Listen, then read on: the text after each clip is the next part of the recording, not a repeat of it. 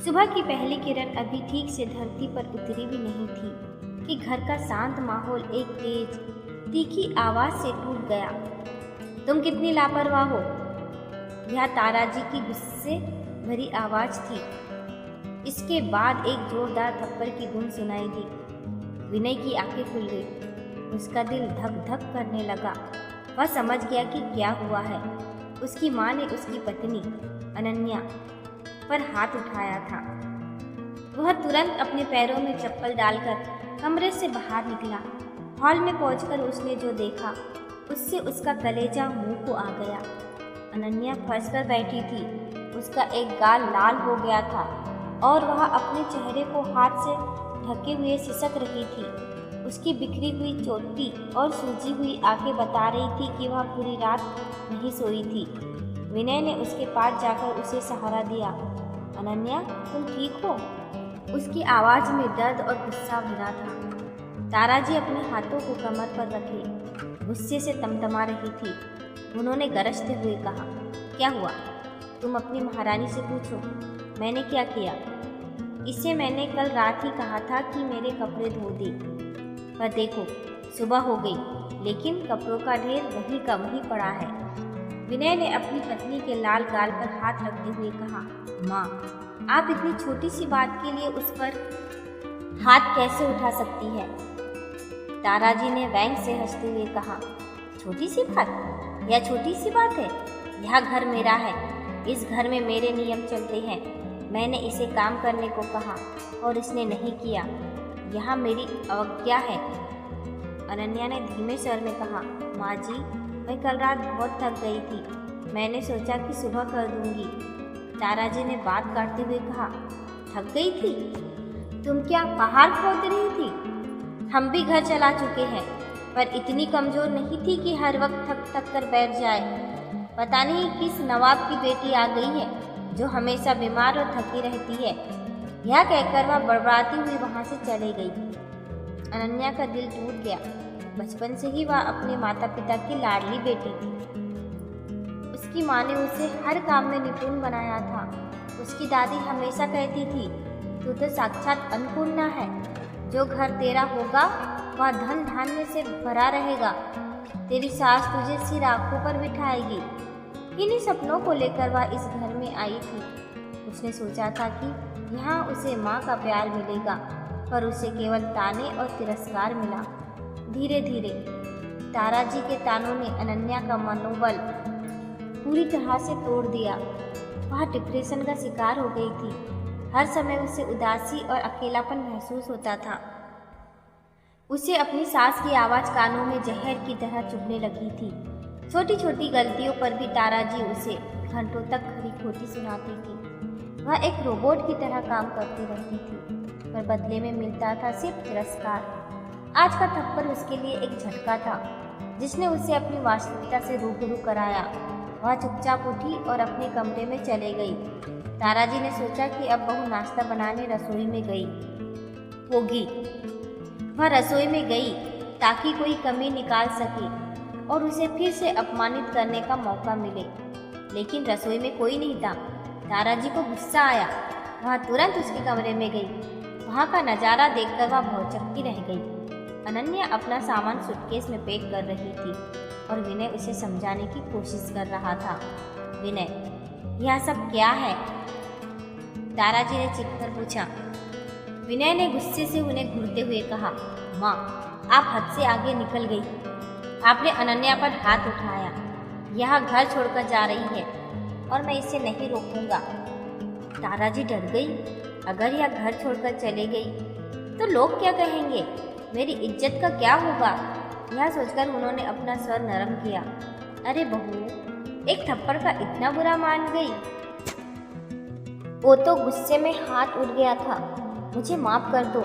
मैं वादा करती हूँ आगे से ऐसा कभी नहीं होगा।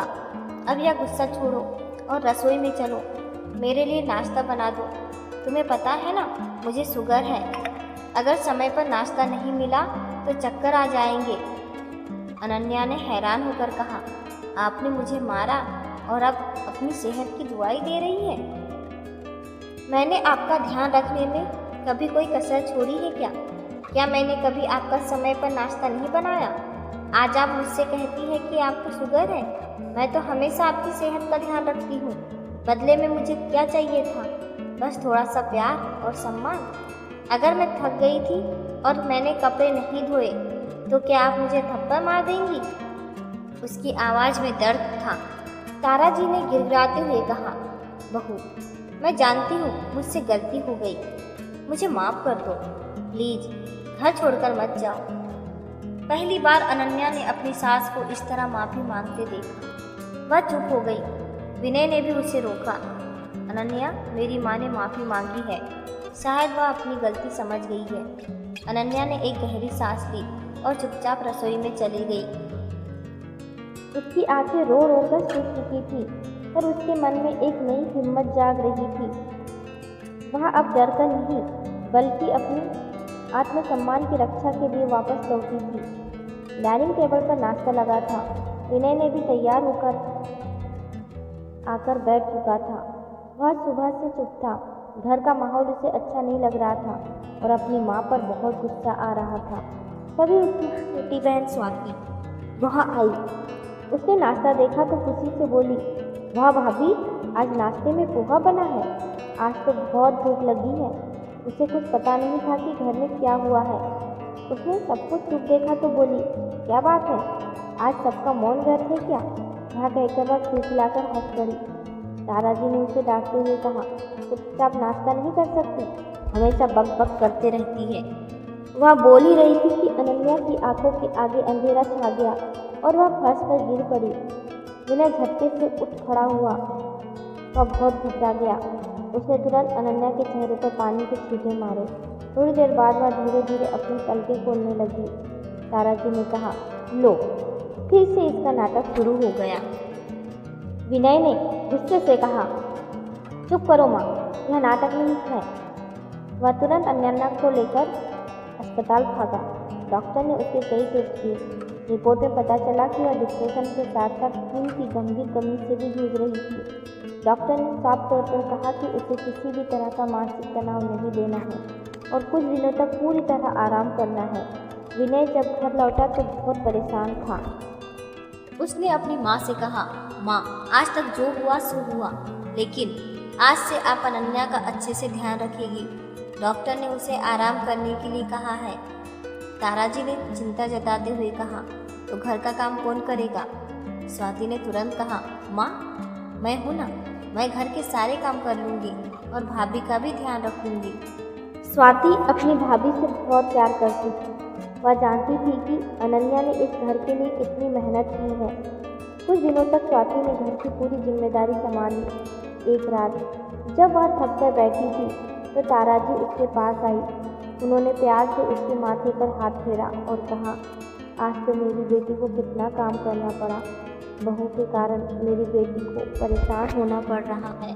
अनन्या वहीं बैठी चाय पी रही थी।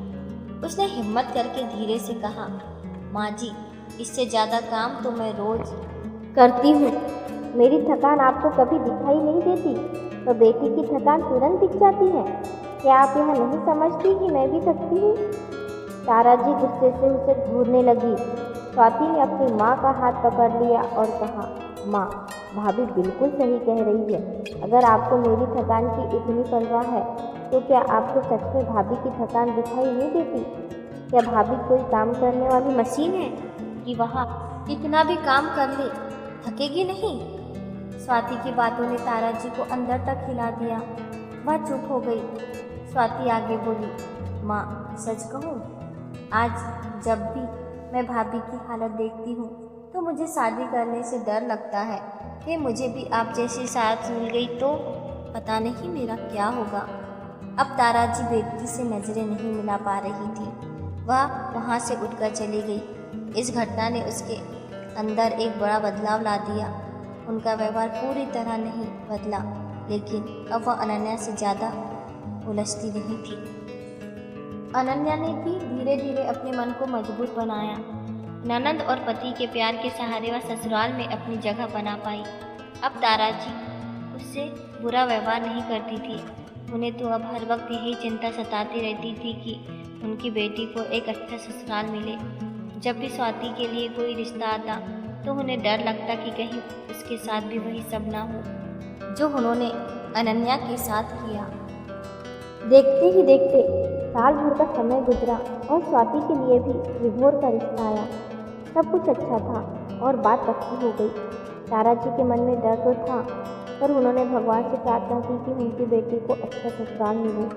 स्वाति की शादी के बाद जब 1 साल तक उसने कभी अपने ससुराल की कोई शिकायत नहीं की, तब जाकर तारा जी ने राहत की सांस ली।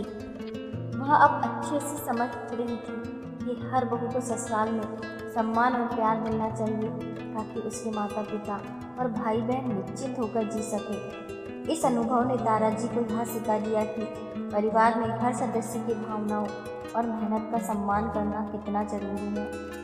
जब प्यार और समझदारी की जगह दबाव और आलोचना होती है तो व्यक्ति मानसिक और शारीरिक रूप से टूट जाता है। रिश्तों को मजबूत बनाने के लिए सही समय पर सहारा और समर्थन देना ही सबसे बड़ी सीख होती है। तो दोस्तों, यह कहानी आपको कैसी लगी हमें कमेंट करके ज़रूर बताइएगा। और अब तक आपने हमारे चैनल अनमोल प्यारी कहानी जंक्शन को सब्सक्राइब नहीं किया है तो प्लीज़ सब्सक्राइब कीजिए। मिलते हैं फिर एक नई कहानी के साथ, तब तक के लिए धन्यवाद।